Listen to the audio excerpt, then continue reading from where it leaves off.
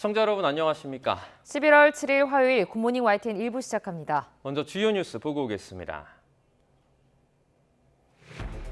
탈주범 김길수가 도주 사흘 만에 경기도 의정부에서 붙잡혔습니다. 수도권 일대를 휘젓고 다녔던 김길수는 연인에게 전화를 걸었다가 경찰에 덜미를 잡혔습니다.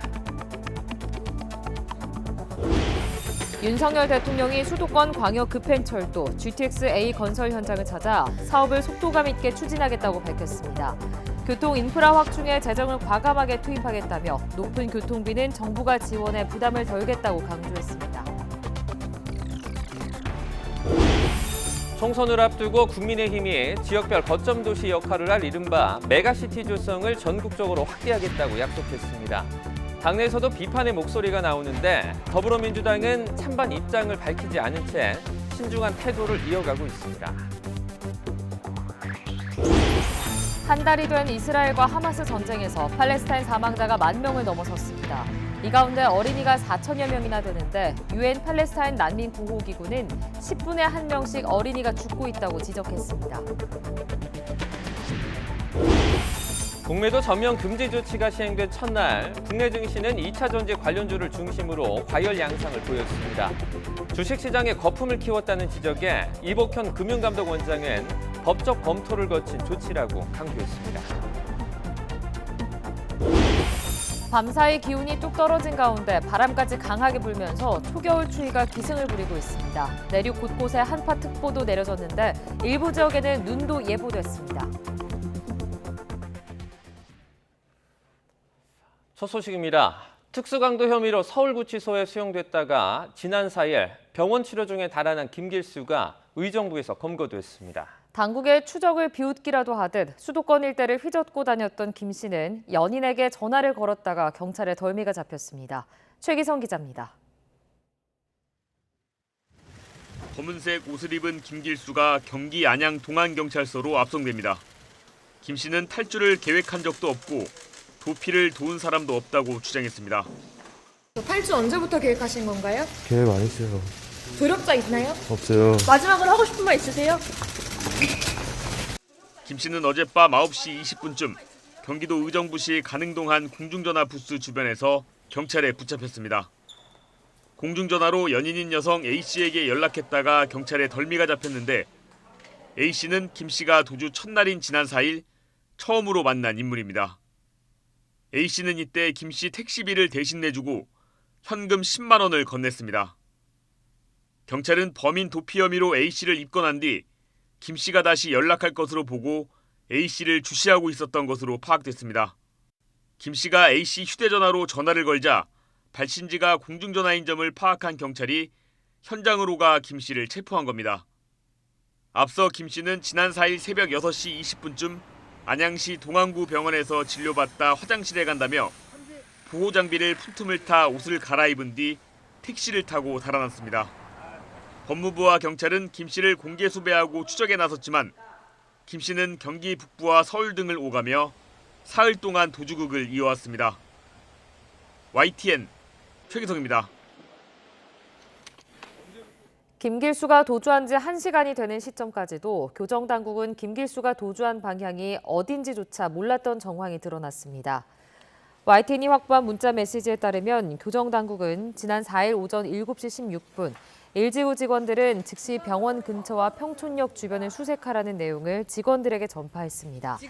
하지만 김길수는 문자가 전송되기 20여 분 전인 새벽 6시 53분쯤 교정당국이 수색을 지시한 평촌역으로부터 지하철로 한 정거장 떨어진 범계역 정류장에서 택시를 타고 경기 의정부시로 떠난 상태였습니다.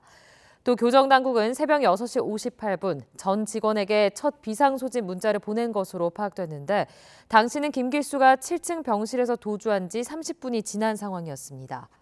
법무부는 초동 조치나 직원들의 대처에 문제가 있었는지 등을 파악하겠다고 밝혔습니다.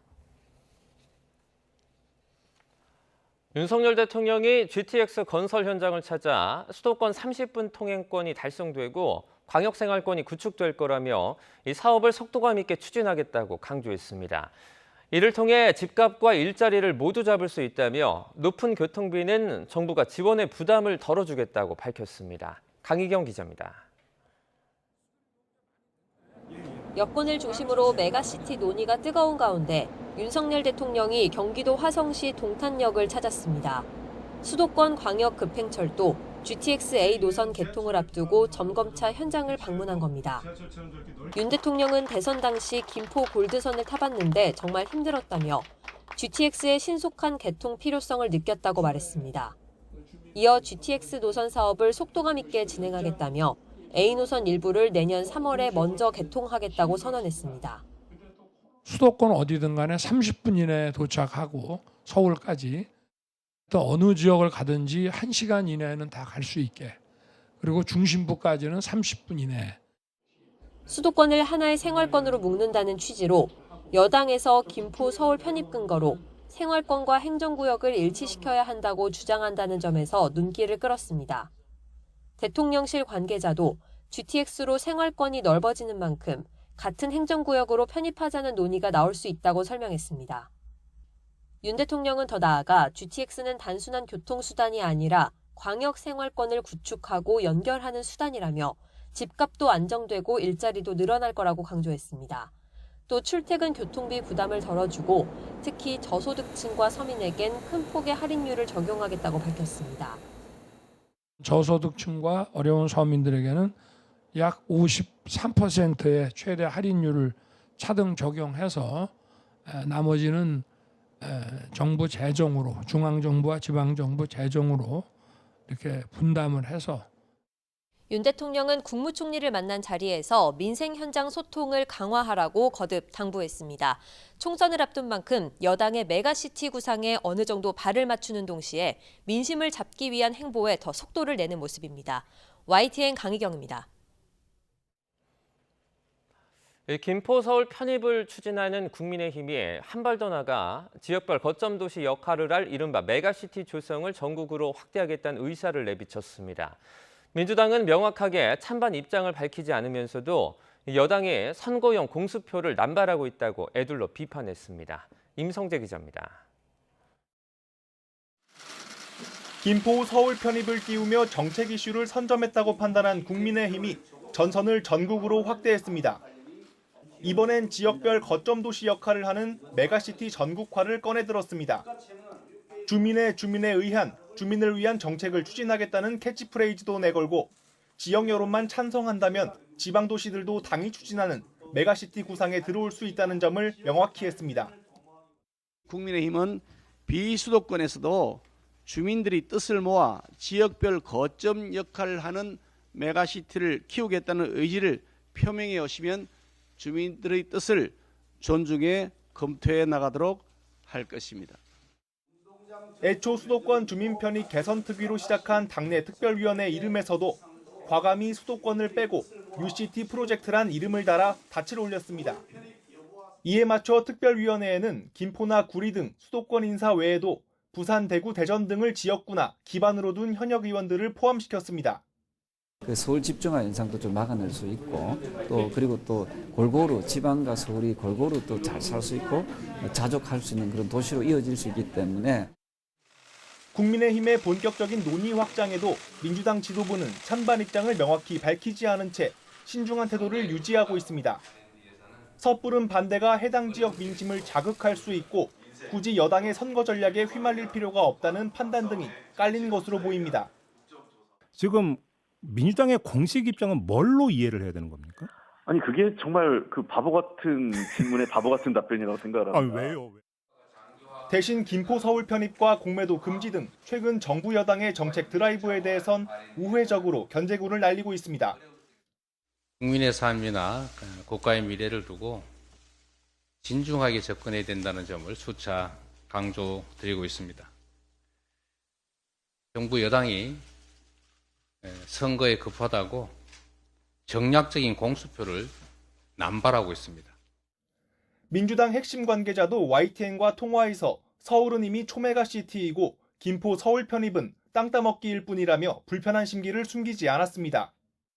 또 전국 5대 권역 메가시티 추진은 과거 민주당 정부도 제안했었다며 여권의 움직임을 깎아내렸습니다. 여당 내에서도 유정복 인천시장 등 일부 반발 기류가 포착되곤 있지만 국민의힘 지도부는 속도전에 나설 태세입니다. 민주당은 아직 명확한 찬반 표명은 하지 않고 있는데 여론 향배에 따라 대응 수위도 달라질 것이란 전망이 많습니다. YTN 임성재입니다. 친윤계 핵심 의원들을 겨냥해 내년 총선 불출마나 수도권 출마를 요구한 인요한 혁신위원장이 윤석열 대통령과 가까운 분들에게 결단을 촉구하는 메시지를 직접 전했다고 밝혔습니다. 공개적으로 거취 압박 수위를 높이면서도 신당 창당 가능성이 끊이지 않는 이준석 전 대표에겐 거듭 손을 내밀었는데 당사자들은 아직 화답하지 않고 있습니다. 나혜인 기자입니다. 국민의힘 지도부와 중진, 친윤계 의원들을 향한 인요한 혁신위원장의 메시지는 한층 더 선명해졌습니다. 총선 불출마나 험지 출마 권고에 응답하지 않은 인사들에게 직접 전화해 결단을 내리라는 메시지를 전했다고 공개적으로 밝힌 겁니다. 제가 굉장히 어려운 숙제를 줬어요. 이분들이 굉장히 힘들어하고 있어요. 여러 사람하고 통화를 했는데 결단을 내리소. 이제 내릴 때가 됐소. 이런 메시지는 충분히 갖고 대상의 면면에 대해선 함구했지만 윤석열 대통령과 가까운 사람이 누군지는 우리가 다 알고 있다며 한두 명만 결단하면 다 따라올 거라고 목소리를 높였습니다. 신당 창당설이 끊이지 않는 비윤계 인사들을 향해선 어려운 길 가지 말고 함께 하자며 또 손을 내밀었습니다. 들어와서 차라리 문 걸어 잠그고 전부 우리한테 욕할 거 욕하고 그게 그 통합 아니겠습니까? 제발 좀 그러지 마라. 하지만 당사자들의 반응은 아직 인 위원장 기대에 미치지 못하고 있습니다. 당 지도부를 비롯해 친윤계 핵심으로 분류되는 현역 의원들은 공개적인 입장 표명을 꺼리고 있고 그럼 혹시 인 위원장님 전화는 받으셨어요? 아니 지도 매일하게 바꿨거든요. 그런 데서 평가할 시간이 없어요. 이준석 전 대표의 장외 여론전도 연일 거세지고 있습니다. 저는 12월 말까지 당이 어떻게 변화하는지 지켜보겠다고 했습니다. 정치적으로 다른 목소리 내는 것을 내부 총질이라 이야기한다 그러면은 다른 길을 모색하는 것은 다 강연하다. 안팎의 뒤숭숭한 분위기를 뒤로하고 여당은 일단 이만희 사무총장을 단장으로 한 총선 기획단을 띄웠습니다. 경북의 지역구를 둔 이 총장을 제외하고 총선 준비 실무를 총괄할 위원 11명 모두를 비영남권 인사로 채웠습니다. 혁신위 움직임과 이철규 인재영입위원장 인선 과정에서 불거진 잡음을 두루 고려한 것으로 보입니다. 보궐선거 참패로 드러난 민심 이반을 되돌리려면 여권 핵심 인사들의 희생이 필수적이라고 인요한 위원장은 인식하고 있습니다. 분명한 메시지를 전한 만큼 조금 기다리겠다는 뜻을 밝히기도 했는데 인적 쇄신의 물꼬가 언제 어떤 식으로 트일지 정치권의 관심이 집중되고 있습니다. YTN 나힌입니다. 조국 전 법무부 장관은 현재 진행 중인 재판 결과에 따라 내년 총선에 출마할 수 있다는 뜻을 내비쳤습니다. 조 전 장관은 어제 유튜브 채널 김어준의 겸손은 힘들다 뉴스공장에서 총선 출마 여부를 묻는 질문에 지금 재판에서 최대한 법률적으로 해명하고 소명하기 위해 노력하겠다고 말했습니다. 조 전 장관은 다만 법률적 소명이 받아들여지지 않는다면 비법률적 방식으로 명예를 회복하는 길을 찾아야 하지 않느냐 생각하고 있다고 답했습니다. 직접 들어보시죠. 출마 안 하십니까? 저희 가족 전체가 이제 도륙이 났다라고 생각합니다. 현행 법 체계 내에서 어떤 한 사람이 자신의 소명과 해명이 전혀 받아들이지 못했을 때 그 사람은 비법률적 방식으로 자신을 소명하고 해명해야 될 본능이 있을 것 같고 최대한 법률적으로 해명하고 소명하기 위해서 노력을 할 것이고 이것이 안 받아들여진다면 저는 비법률적 방식으로 저의 명예를 회복하는 길을 찾아야 되지 않나라는 것을 생각하고 있습니다. 하실 수도 있다는 얘기네요. 거기까지만 얘기할까요? 네, 그렇게 하시죠.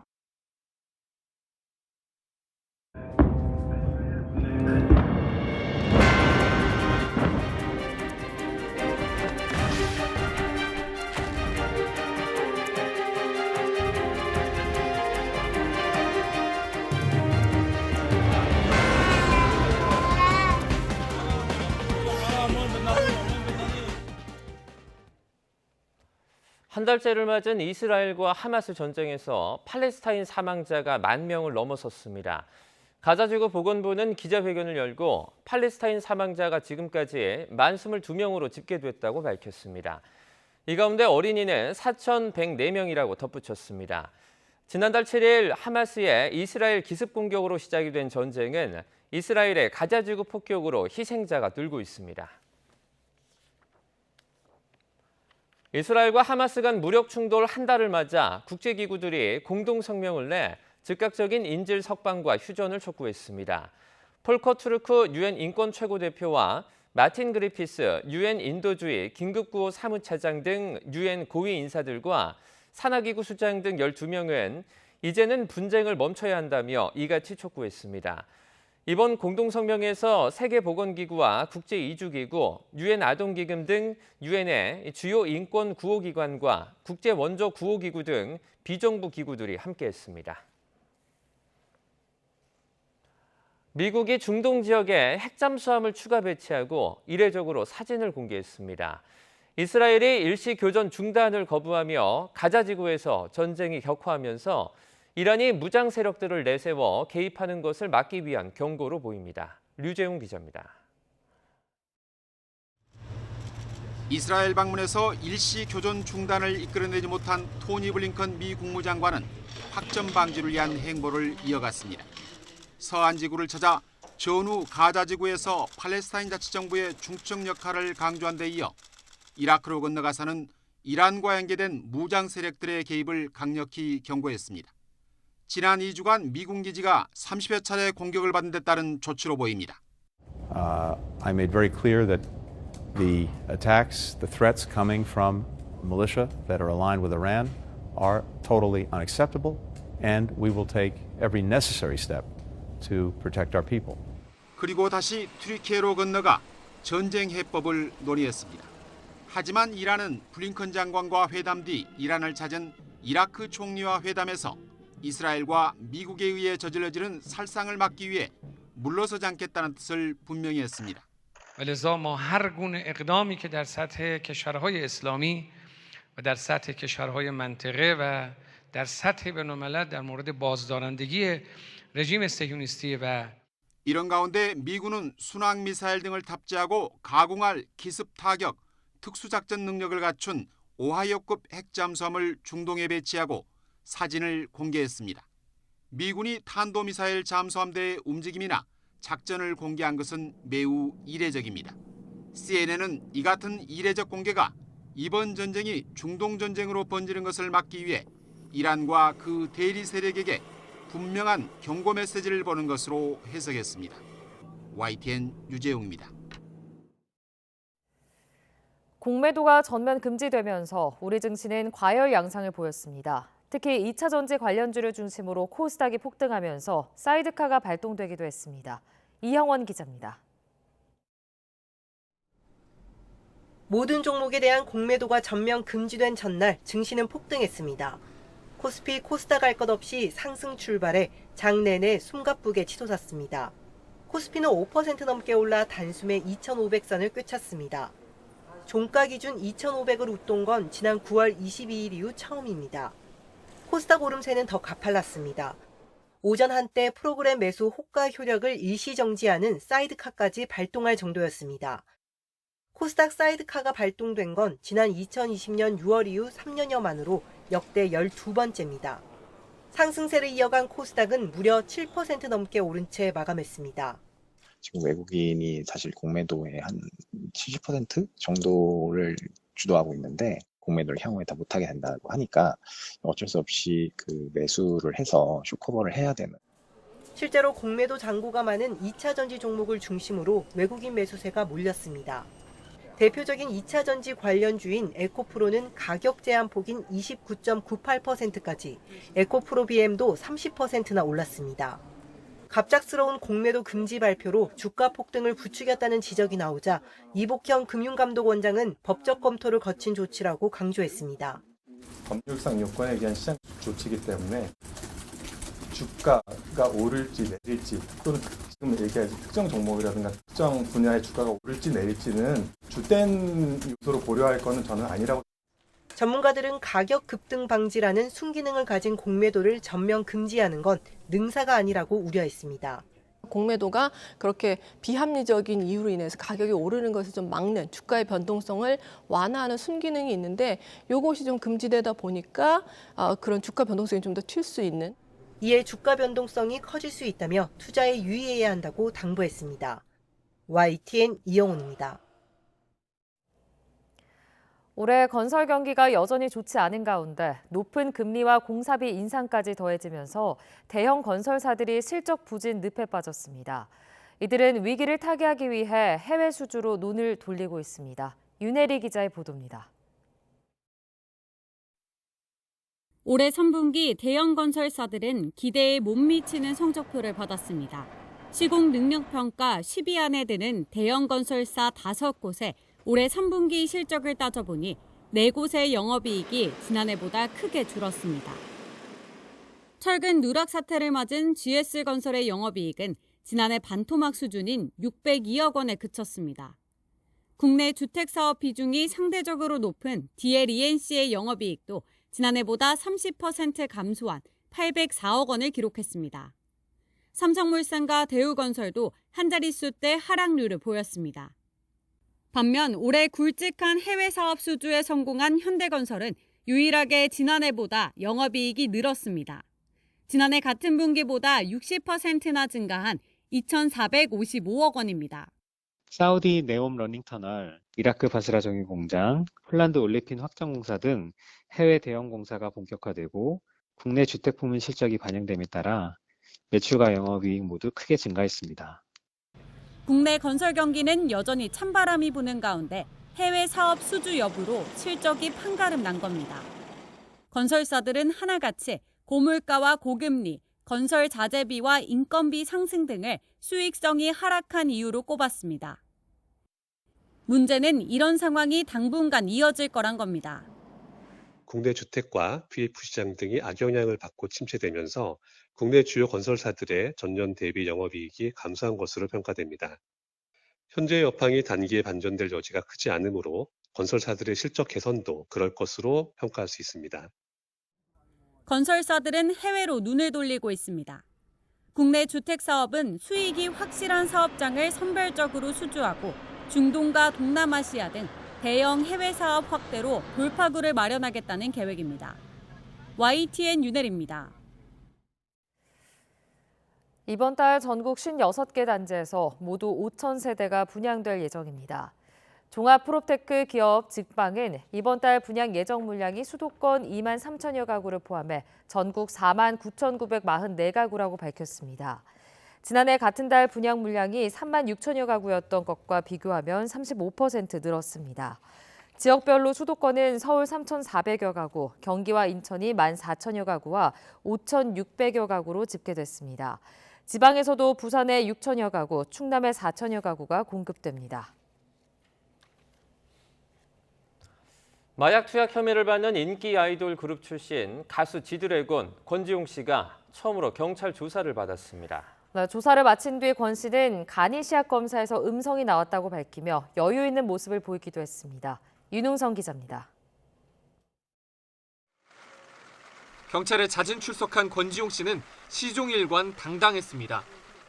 마약 의혹이 제기된 이후 사실이 아니라고 주장해온 권 씨는 경찰 조사를 받으러 들어가면서도 관련 혐의를 부인했습니다.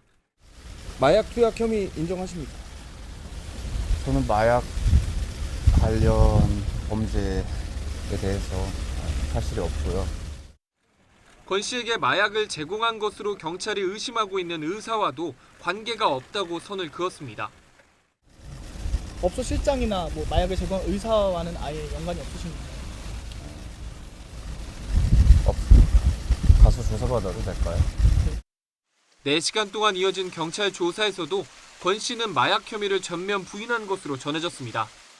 권 씨의 모발과 소변 등을 채취해 진행한 간이시약 검사 결과는 음성으로 나왔습니다.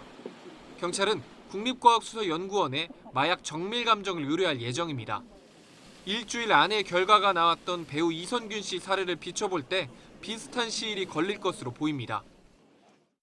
정밀 검사 또한 일단은 긴급으로 요청은 드린 상태이고 이제부터는 사실 수사기관이 정확하게 조사 당시 상황을 묻는 취재진 질문에 농담을 건네며 여유를 보이기도 했습니다. 웃다가 끝났습니다. 웃다가 장난이고요. 네. 이런 조사를 지금 상황 자체가 좀 서로 무슨 상황인지 모르는 상태에서 저도 들어보기 위해서 확인하기 위해서 나온 거고. 경찰은 수사 중이라며 말을 아끼면서도 기록 등을 분석한 뒤 권 씨를 또 부를 수 있다며 소환 조사 가능성을 열어뒀습니다. YTN 윤웅성입니다. 과외 앱으로 만난 또래 여성을 잔혹하게 살해하고 시신을 유기한 혐의로 기소된 정유정에게 사형을 선고해달라고 검찰이 법원에 요청했습니다. 교화 가능성이 없어 사회에서 영원히 격리해야 한다는 게 검찰의 판단인데 정유정은 혹시 모를 사회 복귀에 대비해 외국어를 공부하고 있다며 선처를 호소했습니다. 차상은 기자입니다. 공판을 마치고 호송차로 이동하는 정유정. 지난 5월 과외 앱으로 만난 20대 또래 여성을 잔인하게 살해하고 시신을 훼손해 유기한 혐의로 기소됐습니다. 1심 결심 공판에서 검찰은 법정 최고형인 사형을 구형했습니다. 또 재범 가능성이 있다며 전자장치 부착 30년과 보호관찰 5년을 재판부에 요청했습니다. 일면식도 없는 피해자를 치밀한 계획 끝에 잔혹하게 살해했고 교화 가능성이 없어 사회에서 영원히 격리해야 한다는 게 검찰 주장입니다.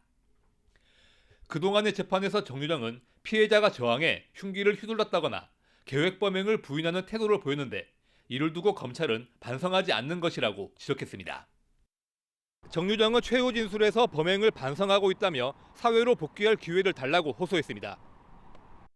또 혹시 모를 사회생활에 대비해 중국어와 일본어를 열심히 공부하는 등 새 사람으로 살아갈 기회를 간절히 바라고 있다고 말했습니다. 변호인은 심신미약을 강조했습니다. 불우한 가정 환경에 따른 충동장애 등 심신미약 상태인 점을 고려해 달라는 건데 법정 최고형을 피하려는 주장으로 보입니다. 심신미약 또는 정상 참작 말씀하셨잖아요. 재판부에 뭐 요구하는 부분이라고 한 말씀 해주시죠. 그동안의 증거와 진술을 종합한 재판부는 오는 24일에 1심 판결을 선고합니다. YTN 차상래입니다.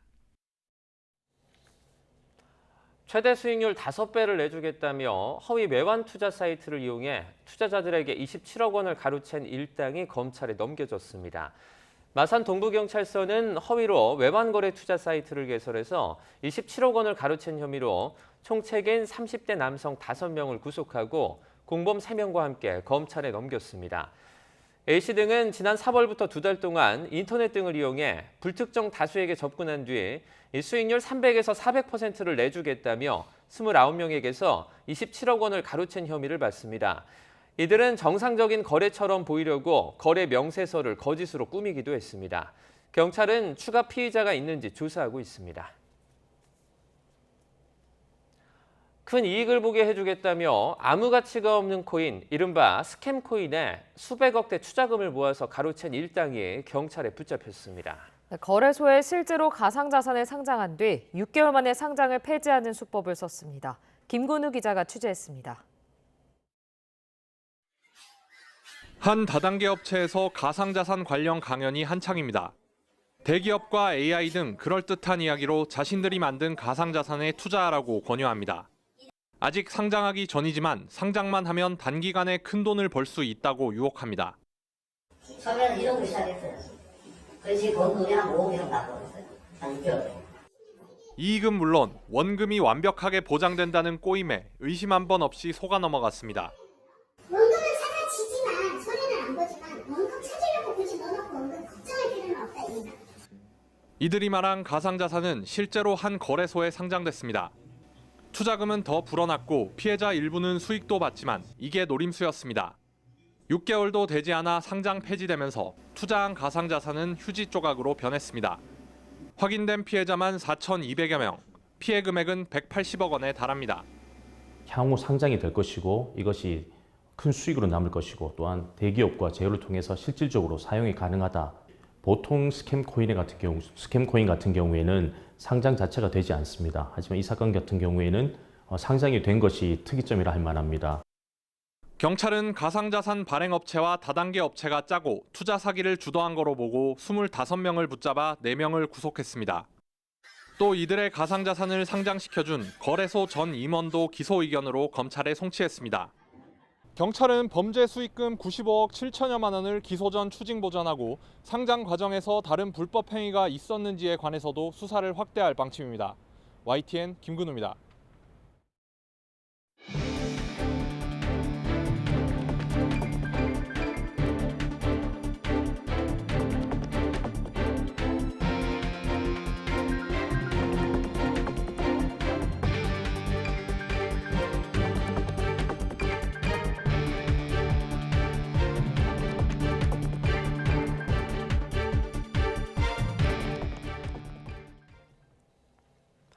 특수강도 혐의로 서울구치소에 수용됐다가 병원 치료 중에 달아난 김길수가 도주 사흘째인 어젯밤 검거됐습니다.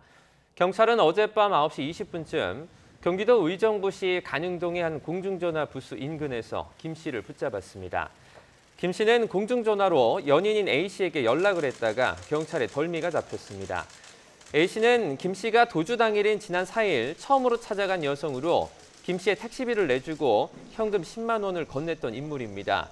경찰은 범인 도피 혐의로 A 씨를 입건한 뒤 김 씨가 다시 A 씨에게 연락할 것으로 보고 주시해온 것으로 알려졌습니다. 안양 동안경찰서로 압송이 된 김 씨는 취재진에게 탈주를 계획한 적이 없고 조력자도 없다고 말했습니다. 김길수가 병원에서 탈출한 당시에 교정당국은 인근에 거주하는 직원들에게 수색 지시를 내렸는데요.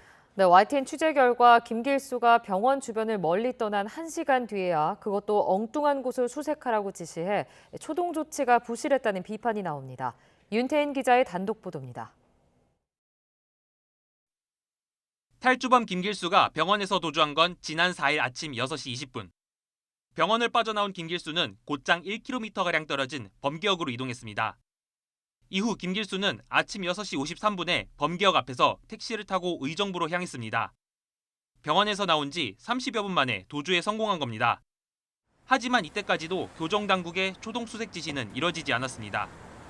YTN이 입수한 내부 발송 문자를 확인한 결과 교정당국은 새벽 6시 58분이 돼서야 직원들에게 비상발령을 내린 것으로 파악됐습니다. 김길수가 이미 택시를 타고 떠난 지 5분이 지난 시점입니다. 구체적인 수색 지시가 내려온 것은 이보다도 20분이 지난 7시 16분으로 확인됐습니다. 교정당국의 공개 수배도 YTN의 최초 보도 이후 뒤늦게 이뤄졌습니다. 오늘 새벽 병원에 입원 중이던 서울구치소 수용자가 도주했다는 소식이 조금 전 들어왔습니다. 아침 7시 55분 YTN이 김길수 탈주 관련 속보를 처음 보도한 이후 1시간 가까이 지난 뒤였습니다. 김길수가 도주한 병원 주변을 빠져나가 멀리 도망가기에 충분한 시간이었습니다. 교도관들이 지시를 받고 수색에 나섰던 평촌역 부근입니다. 더구나 이곳은 김길수가 택시를 탄 지점에서부터 지하철로 한 정거장이나 떨어져 있습니다. 교도관들은 김길수가 도망간 곳과는 전혀 동떨어진 곳을 수색하고 있었던 셈입니다. 교정당국이 한창 수색에 나서고 있을 사이 김길수는 범계역에서 60km가량 떨어진 경기 의정부시에 도착해 조력자를 만나 행적을 감췄습니다. 법무부는 초동 조치나 직원들의 대처에 문제가 있었는지 등을 파악하겠다고 밝혔습니다. YTN 윤태인입니다. 윤석열 대통령이 대선 당시 공약을 했던 수도권 30분 통행권을 거론하면서 원래 2028년 이후에 완공 예정이던 GTX 시스템을 속도감 있게 추진하겠다고 말했습니다. 윤 대통령은 경기도 화성시 동탄역에서 GTX A 노선 현장을 점검하면서 A 노선은 내년 3월 수서에서 동탄까지 먼저 개통하고 C 노선과 B 노선은 각각 연말과 내년 초 착공하게 됐다고 설명했습니다. 지역 주민 등과 가진 광역교통 국민 간담회에서는 대선 당시에 김포 골드라인을 출근길에 한번 타봤는데 정말 힘들었다고 언급하기도 했습니다. 메가시티 서울 논란이 커지는 가운데 오세훈 서울시장과 김병수 김포시장이 직접 만났습니다. 김병수 시장은 김포시에 서울 편입을 공식 제안했고 오세훈 시장은 시민의 의견이 중요하다며 공동 연구반을 구성하기로 했습니다. 김종균 기자입니다. 김병수 김포시장이 오세훈 서울시장의 집무실을 찾았습니다. 김포시의 서울 편입을 공식 요청하기 위해서입니다. 김 시장은 우선 경기도가 남북도로 분리될 경우 김포는 섬 아닌 섬이 된다며 추진 배경을 설명했습니다. 북도를 가도 사실은 한강과 칠책으로 단절돼 있습니다. 생활권 자체가 뭉쳐 있습니다. 유일하게 돈 내고 다니는, 여러분 다 아시잖아요. 돈 내고 다니는 일산대교 하나 있습니다. 그래서 이 생활권 자체가 다르다. 김포가 서울로 편입되면 한강 활용 등 동반 성장과 시너지 효과를 기대할 수 있다는 의견도 전달했습니다. 오세훈 시장은 김포와 서울 시민 모두의 공감대와 동의를 바탕으로 편입 논의가 진행돼야 한다며 신중한 입장을 보였습니다.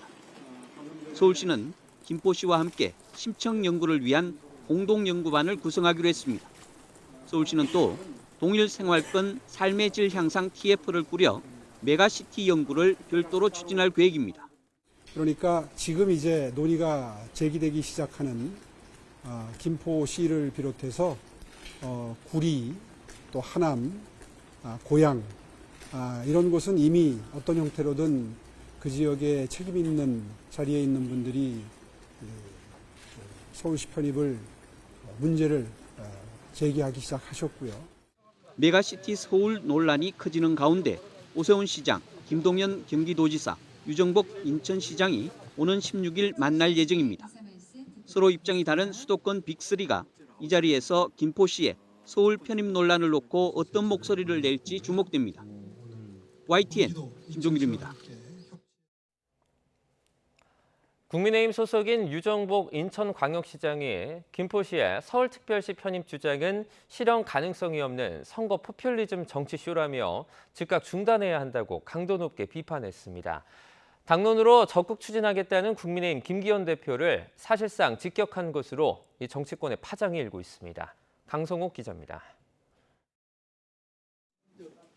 유정복 인천광역시장은 김포시의 서울시 편입 주장은 여러 면에서 실현 불가능한 주장으로 선거를 앞둔 포퓰리즘 정치쇼라고 단언했습니다. 찬성보다 반대가 많은 현 지방의회와 국회 구도로 볼 때 실현 불가능한 주장이며 전국적으로 서울특별시 확장에 대한 비호감만 커질 뿐이라고 지적했습니다. 유 시장은 총선을 앞두고 아니면 말고식으로 이슈화하는 것은 국민 혼란만 초래하는 무책임한 정치라며 김기현 대표를 비롯한 국민의힘 지도부를 사실상 직격했습니다. 선거를 앞두고 법적 근거나 현실적인 검토 없이 국회 만능주의에 입각한 무책임한 얘기로 국민 갈등과 혼란만 일으키는 정치공학적인 접근이자 정치쇼에 불과하기 때문에 지금 멈추는 것이 국가와 국민을 위한 도리다. 유 시장은 면적이나 인구수의 비대화로 경기도가 분도를 추진하는 것과 김포시를 서울에 편입하자는 주장은 근본적으로 다르다고 지적했습니다.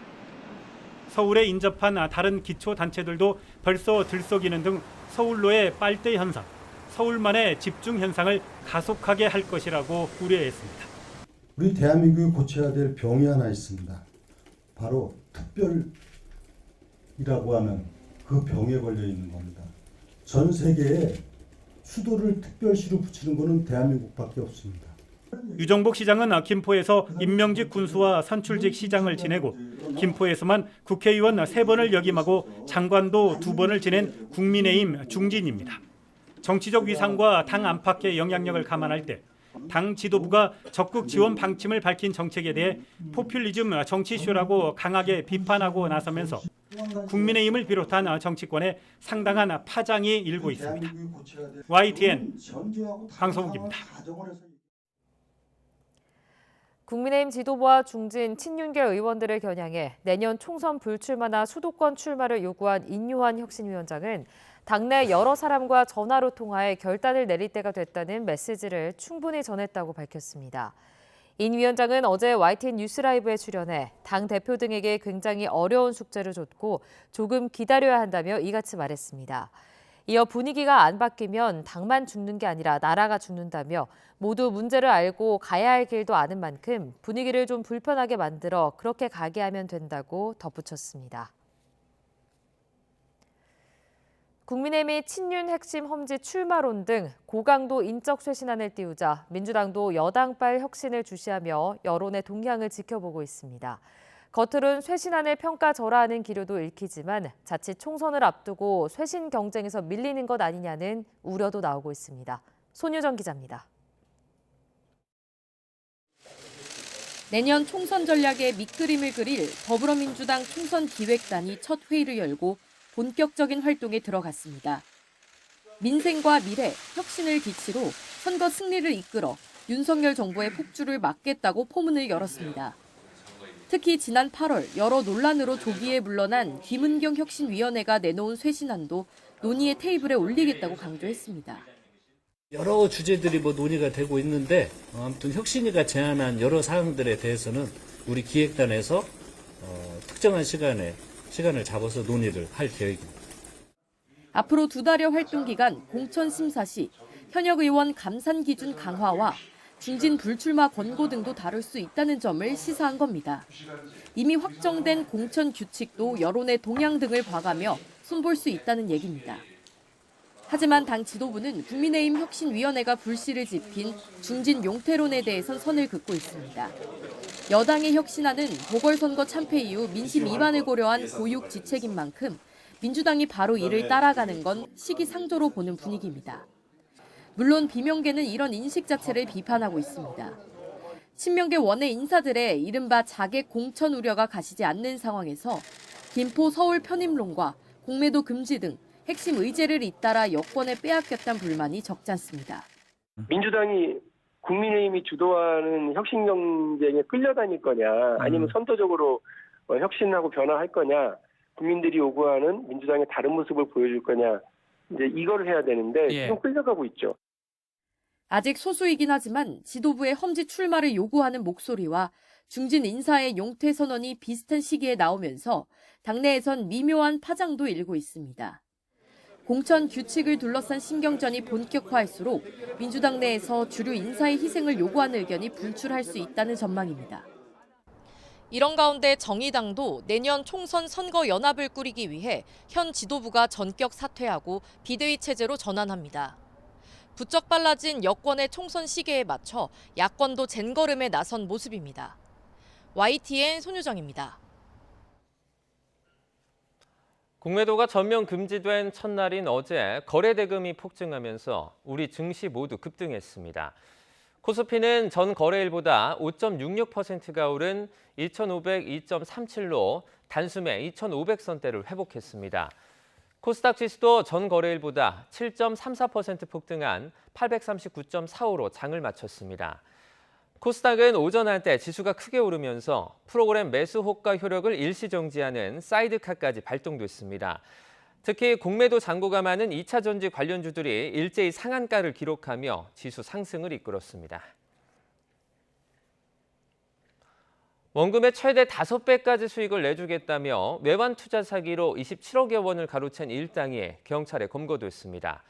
이들은 정상적인 거래처럼 보이게 하려고 사업자 등록까지 한 것으로 드러났습니다. 이명준 기자입니다. 파란 모자를 쓴 남성이 오피스텔을 빠져나와 검은 옷을 입은 남성에게 무언가를 건넵니다. 투자 사기 범행에 쓸 휴대전화와 통장을 전달하는 겁니다. 이들은 가짜 외환거래 투자 사이트를 만들어 투자금을 받아 가로챘습니다. 경찰에 붙잡힌 일당은 8명, 단 2달 만에 가로챈 투자금만 27억여 원입니다. 이들은 최대 수익률 5배를 내주겠다며 투자자들을 유인했습니다. 확인된 피해자는 29명, 20대부터 60대까지 다양했습니다. 고수익이 난다. 뭐 이런 식으로 자기들이 이제 유도를 했었어요. 3천만 원을 투자를 하면 한 1억 정도를 벌 수 있다. 또 정상적인 거래처럼 보이게 하려고 사업자 등록까지 한 것으로 드러났습니다. 허위 거래 명세서 등을 활용해서 지급 정지가 될 경우를 미리 대비했고 지급 정지되더라도 정상적인 거래이기 때문에 이걸 해제해달라고 금융기관에 요청한 사례가 있었습니다. 경찰은 사기 등의 혐의로 일당 8명을 검찰에 넘겼습니다. 경찰은 추가 피해자가 있는지와 피의자들이 어디에 범죄 수익금을 썼는지 조사할 예정입니다. YTN 이명준입니다. 위헌 판정을 받고 숨진 항공사 승무원이 우주 방사선으로 인한 산업재해를 처음으로 인정받았습니다. 근로복지공단 산하의 서울 남부 업무상 질병판정위원회는 대한항공 승무원이었던 고 송모 씨의 위암을 업무상 재해로 인정했습니다. 위원회는 고인의 누적 노출량이 측정한 것보다 실제 더 많은 것으로 보이고 장거리 노선의 특성상 불규칙한 식사를 하는 점 등을 고려하면 질병과 업무에 상당한 인과관계가 인정된다고 판정했습니다. 한 달째를 맞은 이스라엘과 하마스 전쟁에서 팔레스타인 사망자가 10,000명을 넘은 가운데 팔레스타인 가자지구 남부와 이집트를 잇는 라파 국경 검문소를 통한 외국인 등의 대피가 재개됐다고 AFP 통신이 현지 시간 6일 보도했습니다. 가자지구를 통치하는 하마스 정부는 이날 라파 국경 횡단이 재개돼 가자지구의 외국인과 이중 국적자들의 대피가 허용됐다고 밝혔습니다. 이집트와 이스라엘 하마스는 앞서 카타르의 중재로 가자지구와 이집트를 연결하는 라파 국경 통행로를 열어 가자지구 내 외국인과 중상 환자의 이동을 허용하기로 합의했습니다. 하지만 지난 4일 라파 국경을 통한 외국인의 대피가 중단됐습니다. 이슬람권 최대 국제기구인 이슬람협력기구 OIC가 오는 12일 사우디아라비아 리야드에서 특별 정상회의를 연다고 이스라엘 현지 일간지 하레츠가 보도했습니다. 호세인 아미르 압둘라히안 이란 외무장관과 파이살 빈 파르한 사우디 외무장관이 가자지구와 요르단강 서안에서 전쟁 범죄 중단과 지속적인 인도적 지원을 목표로 하는 OIC 정상회의 개최에 합의했다고 신문은 전했습니다. OIC도 의장국 사우디의 초청으로 오는 12일 특별 정상회의를 개최한다고 확인했다고 신문은 덧붙였습니다. 양육권 다툼을 벌이던 아빠가 4살 딸을 납치해 독일 함부르크 공항 활주로에서 무장 인질극을 벌였습니다. 18시간 만에 범인이 체포되면서 딸은 무사히 풀려났지만 3,000명이 넘는 승객들이 대피하는 등 큰 불편을 겪었습니다. 보도에 이종수 기자입니다. 공항 활주로에 소방차들이 긴급 출동했습니다. 30대 남성이 총기로 무장한 채 차를 타고 공항 출입구를 뚫고 활주로로 진입해 튀르키예 항공여객기 앞에 멈춰섰습니다. 4살 된 딸과 함께였습니다. Er hat offenbar seine 4-jährige Tochter bei sich und im Moment sieht es so aus, dass wir es hier mit einer Geiselnahme zu tun haben. 튀르키예 국적의 이 남성은 딸을 인질로 삼아 밤새 경찰과 대치하면서 화염병을 던지고 총을 쏘기도 했습니다. Wir einen Schuss gehört haben. Zu dem Zeitpunkt, das war relativ früh, da wussten wir noch nicht, worum es geht. 이 남성은 딸과 함께 여객기로 튀르키예로 보내달라며 경찰과 협상을 벌이다 18시간 만에 딸과 함께 자발적으로 차량 밖으로 나와 저항 없이 경찰에 체포됐습니다. Wir gehen im Moment davon aus, dass es dem Kind zumindest körperlich gut geht. Also wir haben Sichtkontakt. 함부르크 공항은 이번 인질극 발생 직후 모든 항공교통을 중단하고 터미널 출입구를 봉쇄했습니다. 이러면서 항공기 6대 이륙과 21대 착륙이 이뤄지지 못했고 건물과 항공기에서 승객 3,200명이 대피했습니다. 인질극이 막을 내린 후에는 항공기 운항을 재개했습니다. YTN 이종수입니다. 프로농구 수원 KT가 나란히 21득점을 기록한 하윤기와 베스를 앞세워 고향 손호를 101대 65로 대파하고 시즌 첫 연승을 달렸습니다.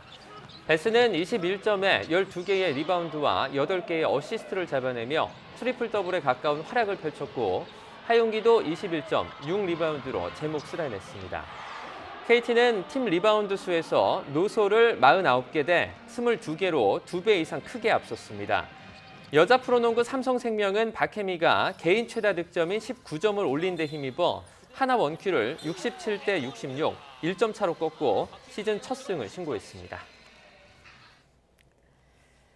내년 1월 열리는 2024 강원 동계 청소년 올림픽 성화가 국내 광역도시 투어를 마치고 어제 강원도에 들어왔습니다.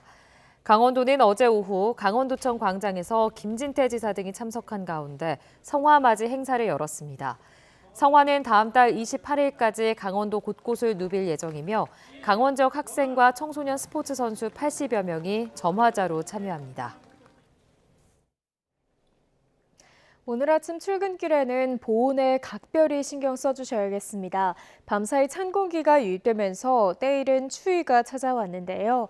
현재 서울 기온은 5.2도로 어제 같은 시각보다 10도 이상 크게 떨어지면서 올가을 최저 기온을 기록했습니다. 낮 동안에도 10도에 머무는 등 종일 쌀쌀할 것으로 보이는 만큼 감기 걸리지 않도록 건강관리 잘해주시기 바랍니다. 밤사이 내렸던 비는 대부분 그친 상태지만 전북지방에만 아침까지 가끔 5mm 미만의 비가 이어지겠고요. 경기 북동부와 강원도에는 내린 비나 눈이 얼어 도로가 미끄러운 곳이 많겠습니다. 다행히 낮 동안에는 대부분 지역에서 다시 맑은 하늘을 되찾겠습니다. 다만 전국적으로 바람은 여전히 매우 강하게 불겠습니다. 시설물 관리와 안전사고에 각별히 유의해 주셔야겠습니다. 현재 중북부와 충북 북부, 경북 북부에는 한파특보가 발령 중인 가운데 현재 서울 기온 5.2도, 대관령 0.5도, 대전은 7.7도로 어제 같은 시각보다 9에서 많게는 14도가량이나 낮습니다. 낮 동안에도 예년 기온을 3에서 7도가량 크게 밑돌겠습니다. 오늘 서울 한낮 기온 10도, 대전 13도, 광주 14도, 대구는 15도가 예상됩니다. 이번 추위는 내일까지 이어진 뒤 잠시 누그러지겠지만 주말부터는 더 심한 추위가 찾아올 전망입니다. 지금까지 날씨 정보였습니다. 굿모닝 YTN 1부 마칩니다. 잠시 후 2부가 이어집니다. 시청해주신 여러분 고맙습니다.